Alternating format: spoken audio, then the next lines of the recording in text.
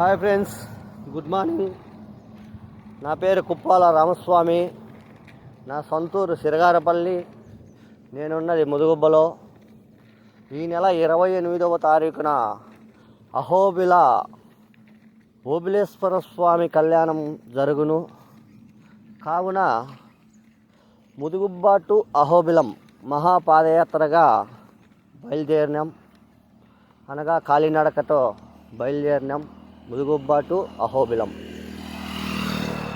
పాదయాత్రతో కళ్యాణ్కి బయలుదేరినాం.